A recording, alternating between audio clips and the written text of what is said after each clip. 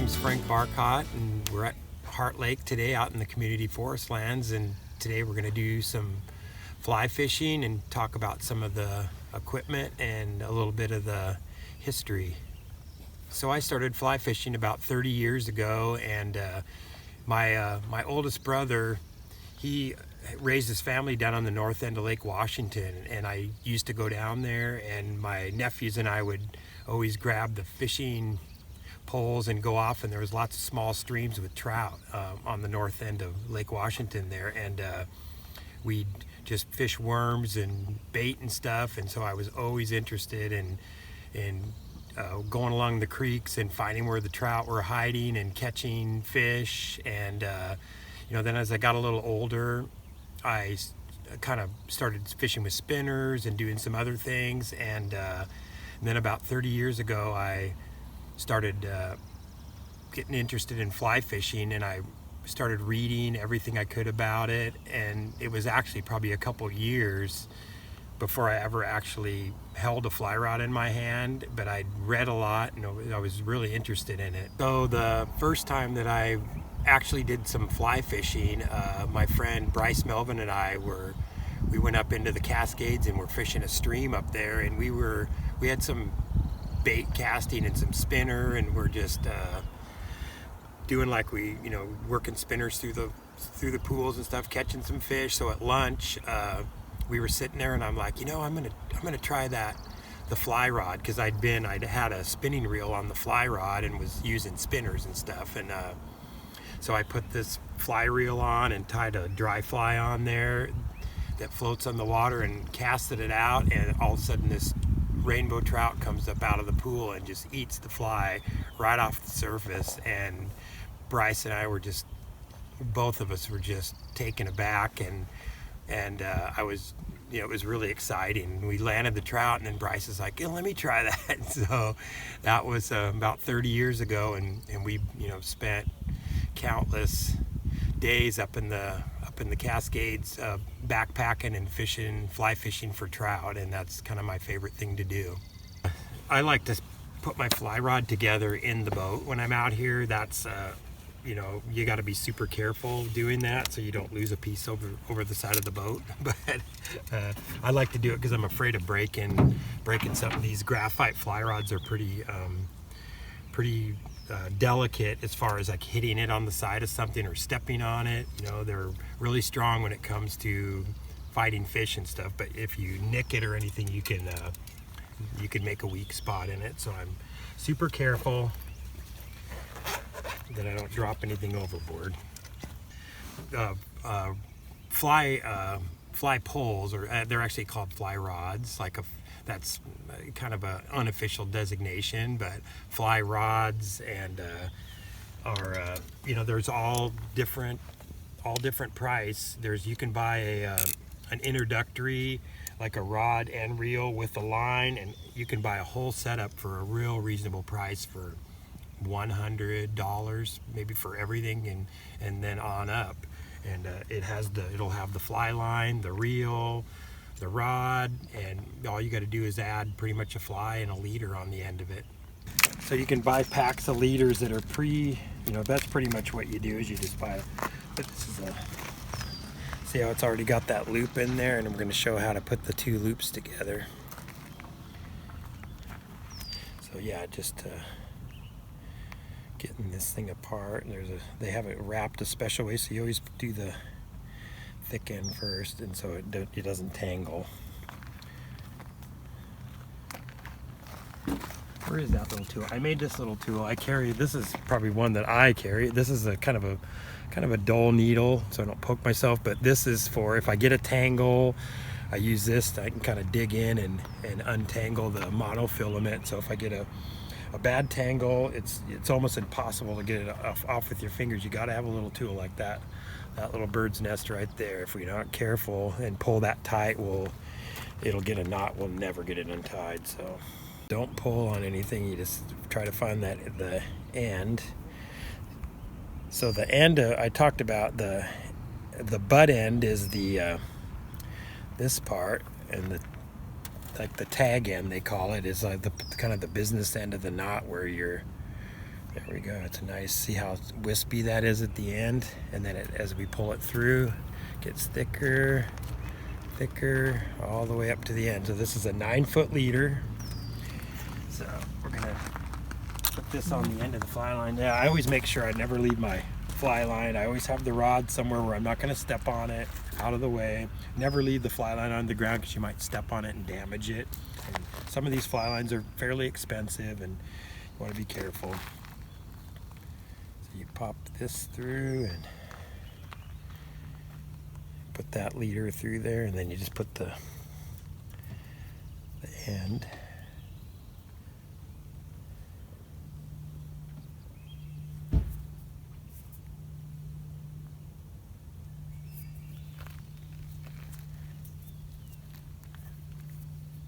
And when you pull those together, it makes a nice little connection just like that.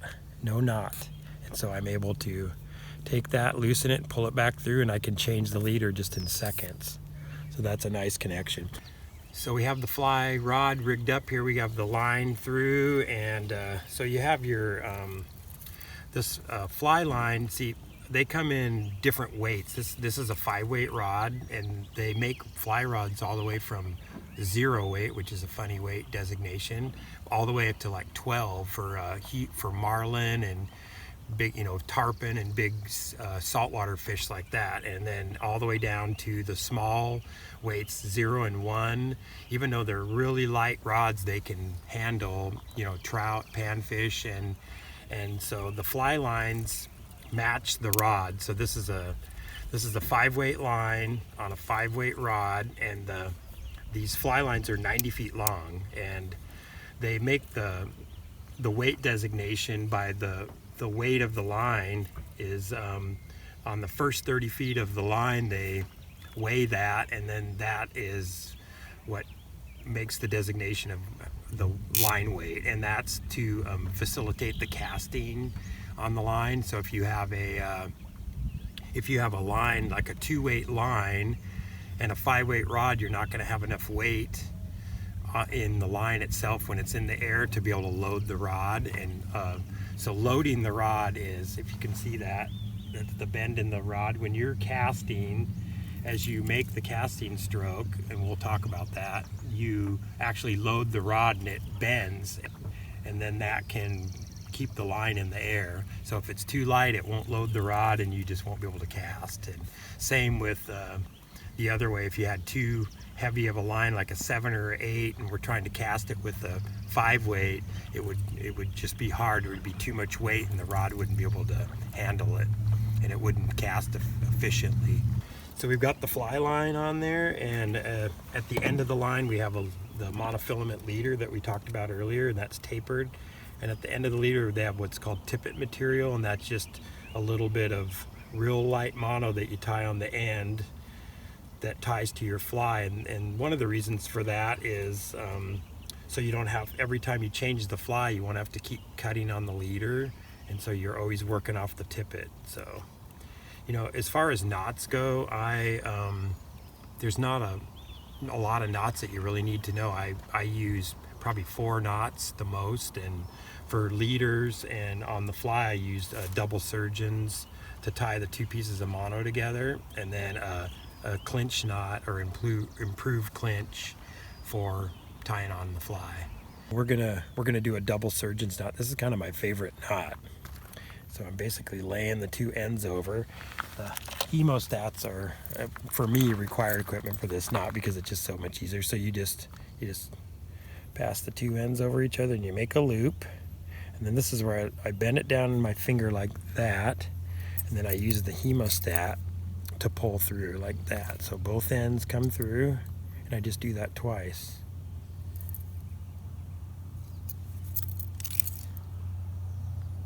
Okay.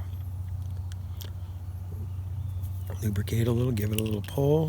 This is for tying 2 ends of monofilament together. And I've got my little clippers there, and I make sure I get do this down here so I catch all that.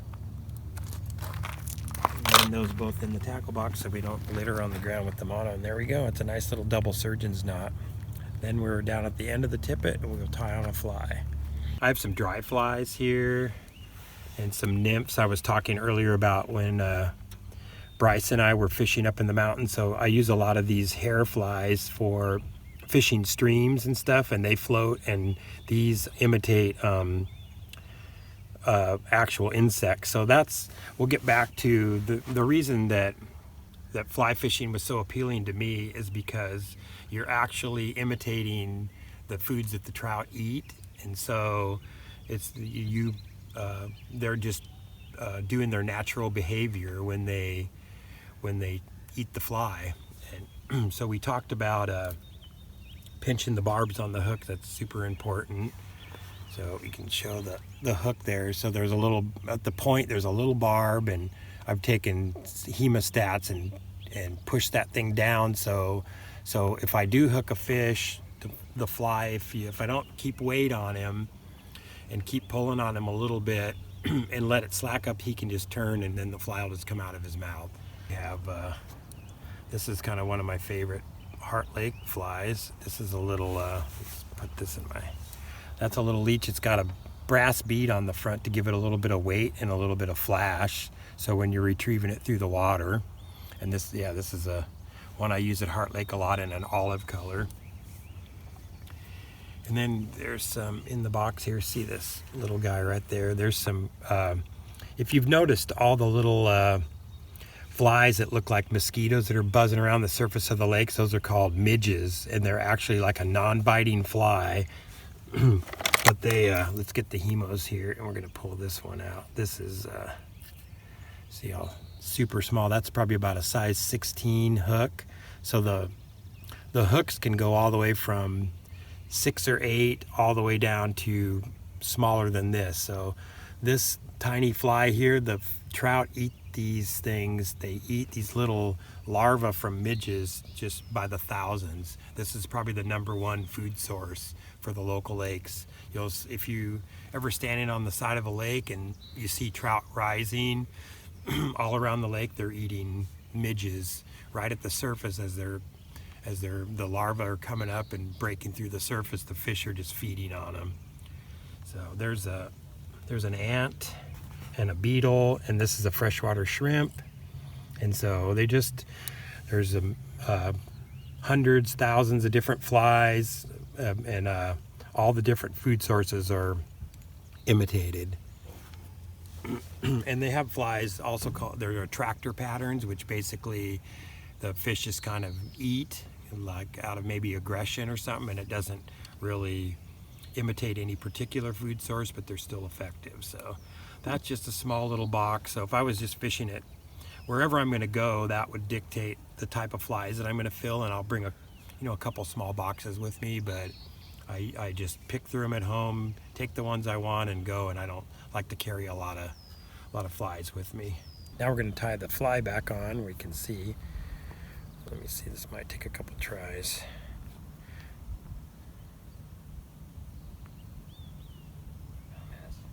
There we go. Wow, that's a small fly. So we got the line through there. I'm just going to put on this dry fly. This is called let me see. It's kind of there's one called a royal wolf, where it has the green, the red, and the white. This is kind of a different version of it. I can't remember what exactly this one is. So we're going to tie an improved clinch. So we do about 3 or 4 or 5. Let me see. We're around, and we got to bring it back through the loop, and that can be a trick sometime.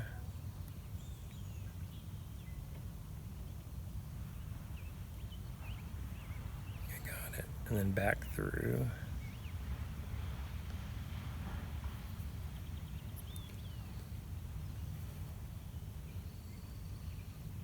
There we go. Yep, if you want to lubricate that, again, like I said before, because it'll also, right here, it'll make the line will be all curled, and you want a nice straight connection.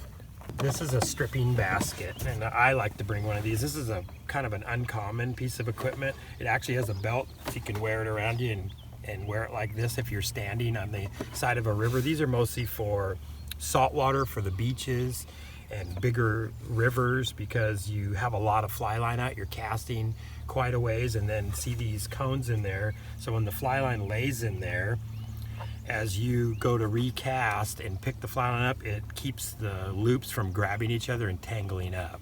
And so I like to bring this in the boat because I put it at my feet, and when I'm stripping line in, I strip it into the basket, and so as I make the next cast, it comes out and it doesn't tangle. And because if you tangle the fly line, I don't know if I said earlier, the fly lines are 90 feet long. Usually that's kind of the standard. So not that you're going to have all that out, but if I'm rowing along in the boat and trolling, which is a term for just rowing and towing the fly behind the boat, so I might have quite a bit of line out, and so I like to get a bunch out, and then and I could stop the boat and retrieve the line in by hand. So we'll do a little bit of that later. Okay, let me get this out.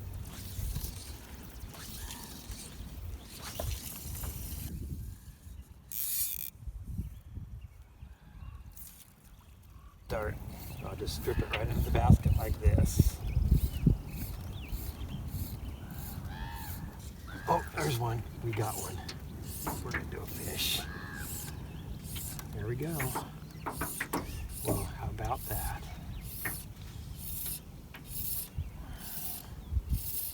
We get to use the landing net, hopefully. See that? So I like to just strip it like this. I don't play the fish off the reel. I put it right through my hands.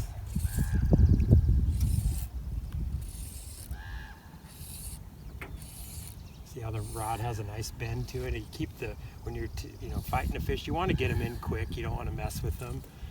So I like the rod at about 10, 11 o'clock, because then you have a nice angle, and you use the bend of the rod to put pressure on the fish.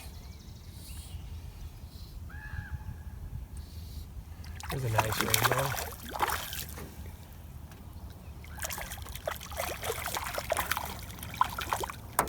Right into the net. That's a nice little fish. There we go.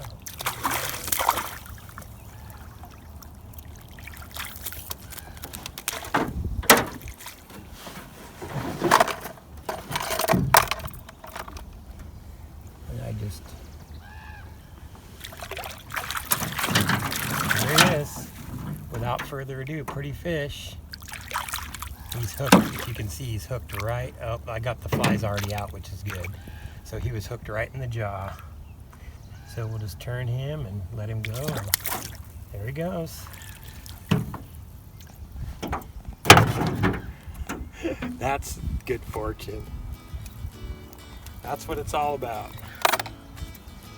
I guess what I love about fly fishing is, I guess I could use all the cliches like contemplative and solitude and all that, but I guess it's, they're not so much cliches. I like the mix of the technical part of it, where there's a little bit of different gear, and the flies, and the casting is really gratifying to be able to cast the line, so you're kind of actively involved.